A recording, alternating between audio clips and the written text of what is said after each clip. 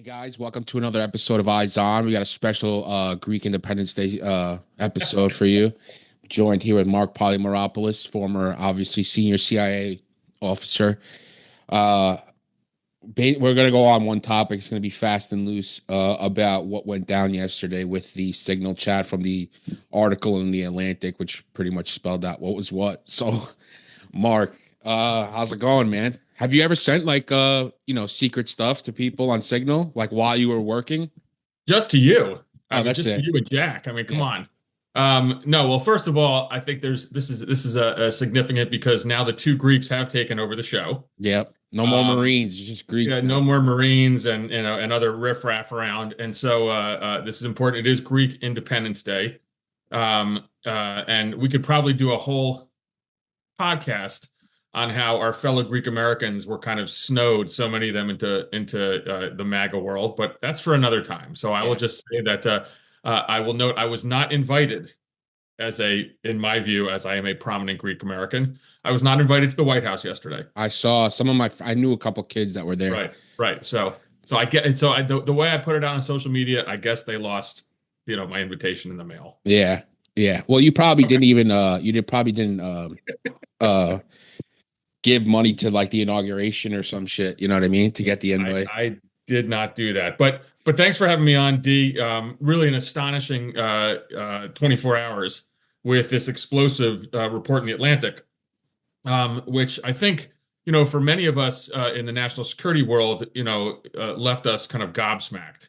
And that's, by the way, it's on both sides of the aisle. So you're going to see a whole bunch of kind of Republican spin on this, Yeah. not necessarily saying it didn't happen, but downplaying it. But in private, every single Republican national security official that I know is equally as alarmed about what happened because, in essence, and just to kind of summarize a little bit, Jeffrey Goldberg, the editor in chief of the Atlantic, was somehow added to what was called in a signal chat the Houthi small group, a And chat PC means principal committee. the Houthi PC small group. Now, that, by the way, is the exact name that is used in such small discussions that, of course, usually are held in the Situation Room. So just the name itself is very revealing that this is almost certainly true. But in it, individuals, including the vice president, and then representatives from some other, national security agencies. Mike Waltz, I guess, was the one who organized this, the national security advisor. But there was clearly classified discussions that were Yeah. being held, including war plans, and we'll address that in a second. But I think what was stunning for many of us is that Signal is a encrypted chat. It's pretty good. In fact, I use it to talk to a lot of people. It is considered, though, by the U.S. government to be unclassified. It is absolutely not appropriate to have whether it's confidential, secret, or top secret information on it. Period. End of Yeah. story. And so I think that's what kind of shocked a lot of people. There is something else in which we can talk all about the irony of this. But as a CIA alumnus, a retiree, and I know there's other people who you certainly have here. Mick Mulroy, my good friend. We all received on March 12th an unclassified email, and you can't make this up, from the CIA alumni organization, unclassified, warning about what? The dangers of Signal, the Oh vulnerabilities wow. of Signal. And then we have our current director using Signal or participating in this chat. Of course, this was generated by the National Security Advisor, Mike Waltz. And so there's just a staggering level of hypocrisy here. So, there's so many things to think about. Then there's, of course, the content of it itself on the policy side, which is really interesting. And, we can kind of address these things kind of piecemeal. But bottom line on this is that this seems to be a very serious breach of national security information. Signal is not secure for this type of content. And, let's see what happens. Again, in another incredible ironies, today and tomorrow, the entire national security establishment, including Tulsi Gabbard, the DNI, John Radcliffe, the CIA director, Kash Patel, the FBI director, are all testifying today in front of the Senate Select Committee on Intelligence in an open hearing that starts at 10 a.m. Oh my And God. tomorrow in front of the House Permanent Select Committee on Intelligence. I mean, talk about incredible timing. And Yeah. these are important briefings because it's a worldwide threat assessment, but I would imagine it's going to be dominated by this issue. Yeah. I mean, you saw Pete Hegseth's response when he got off of his airplane. which he was obviously aware because Jeffrey Goldberg, the editor in chief of the Atlantic, who was put into this group chat, and the Atlantic asked for a comment early in the morning before the story went out, so they were well aware of this story. And Hegseth just went into some kind of like a rant, denying everything and stuff like that, even after the NSC fucking confirmed it. Well, right. I mean, that's the thing. So, no one's story is straight. I think a lot of people, and we can, we can kind of dive into the players in this. I think a lot of people had faith that Marco Rubio, the Secretary of State, would be a responsible national security official. He's on this chat. That's unfortunate. Mike Waltz, who's a former Green Beret. I think it's disappointing that he certainly didn't understand the gravity of the security breach here. I mean, he initiated the chat, but Pete Hegseth's, plain side kind of diatribe against Jeffrey Goldberg was just ludicrous. Yeah. And I think that does bring into question both his suitability and his qualifications as Secretary of Defense. And the White House this morning is on full-on denial mode. I mean, I guess what they're going to say is, number one, somehow that signal was appropriate for this, which is of course not accurate. The biggest comment they'll have is that, someone inadvertently invited a journalist into the chat, and then they're going to deny that these war plans were discussed. And I will just say that, for Jeffrey Goldberg so it seemed to me he acted responsible. The Atlantic did not report what was actually the content of it, but there's a lot of swirl going around in Washington that this had to do with, precise targets, number of aircraft used, literally timing of the sorties, the intelligence that was going to be used on the ground to help guide some of the strikes.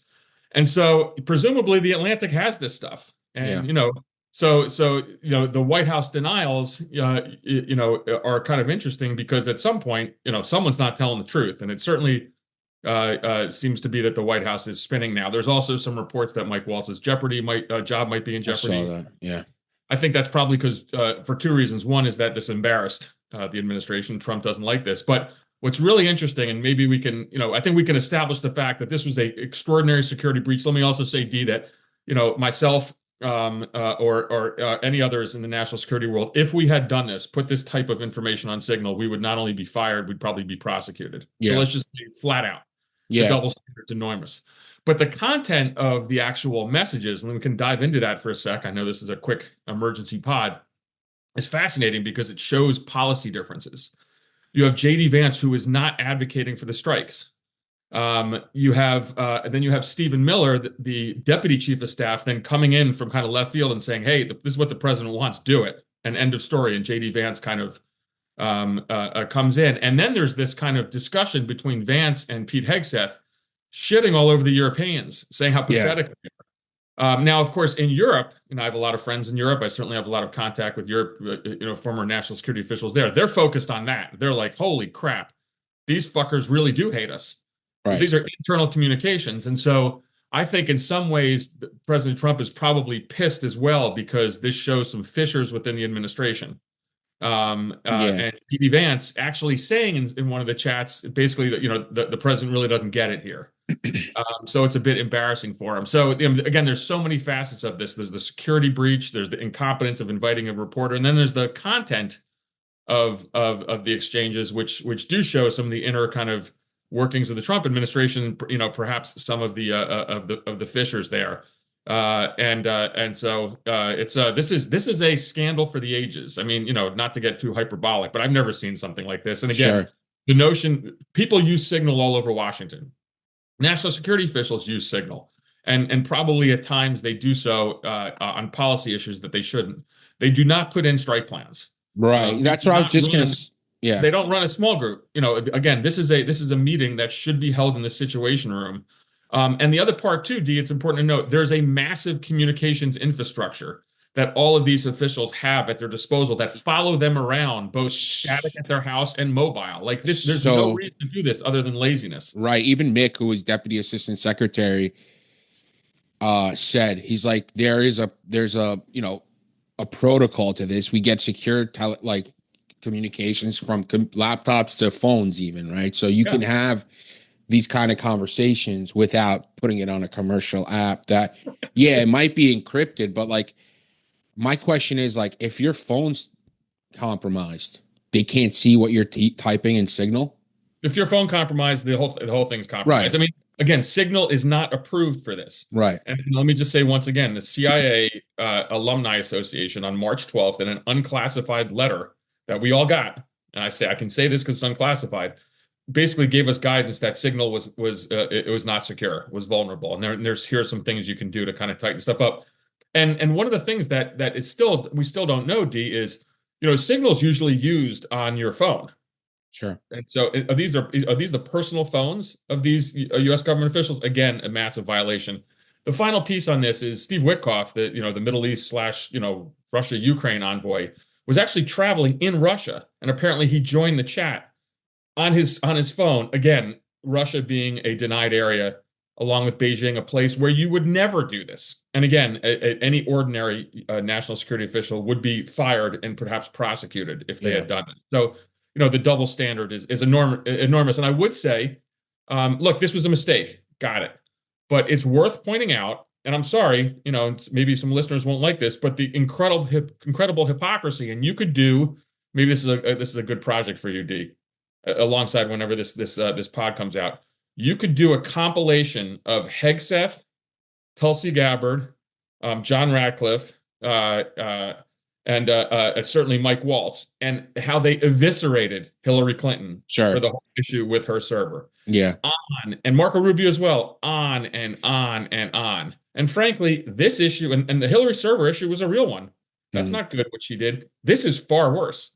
Because again, we have to see if as Jeffrey Goldberg claims, and again, I can't imagine this is not true, because this is putting the Atlantic, which is an incredibly successful, unlike what President Trump said in the interview he did, incredibly successful, profitable magazine in Washington, which has an enormous readership of over 1 million subscribers.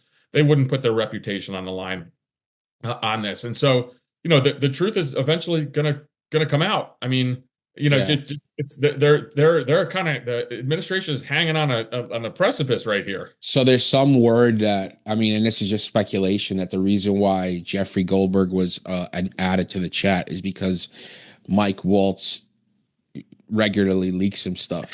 Well, I mean, look, I have a Signal chat. I have a ton of contacts on there. And every once in a while, I do a request to someone, and it's the wrong person. And I go, oh, shit, I didn't mean this. Because I've listed it as Keith or D or something like that. I have more than one friend who's D. Yeah. And afterwards, as I'm having a chat with them, I'm like, holy crap, I'm actually talking to the wrong person. Yeah. And so it's not in your contact list unless you have a reason to have contacted them before. Right. And by the way, it's not, and so, yeah, I mean, that's something that Mike Waltz probably has some explaining to do. Sure. I mean, listen, I'm sure this is not like, that's just name of the game. That's done in Washington, by the way. That's normal. Correct. Yeah. And he's the editor in chief too. I mean, I'm sure he's definitely leaked them stuff, but or at least gotten comment or something. Jeffrey Goldberg is a powerful figure here who has enormous respect. I mean, he's a Trump critic. There's no doubt about that. Yeah. He's written extensively about, Trump's kind of disdain for the U.S. military, and there's been controversy back and forth, but there's nothing that Goldberg that I've seen that he's done that is actually not accurate. Now, the White House is spinning this. Hegseth did, and this morning the White House press secretary, again, they're doubling down. Look, the Donald Trump method when a scandal hits is literally to deny it didn't happen, even if it's you right in the face. Right. This is what he learned. This is what they do. And I think they probably think that because Republicans are so scared of them, Republicans on the Hill, that they can weather this. And they might. I mean, that's the amazing. They definitely will. Yeah. And so should people lose their jobs over this? Absolutely. Will they? Probably not. But there's something to, look, you have a lot of current and former military on this chat. And some people, probably are Donald Trump fans, and some are not, and some are neutral. But assuming that Jeffrey Goldberg's right, and they provided the actual, and this is in advance, 2 hours before the strikes of F-18, of the time of the F-18 sorties and their targets. That is putting U.S. Navy pilots at risk. Yeah. And I'm sorry, I do have active duty friends in the military, and they are appalled at this. And they said their troops are talking about this too. Like, hold on a second, like that kind of information, advanced strike planning in terms of specific targets and locations of the platforms used. Thank God this wasn't intercepted by a hostile actor and that wasn't passed to the Houthis. Yeah. The Houthis do have air defense, and so you put U.S. forces at risk. You got to explain. You got to explain yourself. That to me is probably the most egregious part of this. Americans could have died because of this. Yeah. Well, I mean, like, listen, I'm sure you're not supposed to use signal for talk even about like the broader strategic like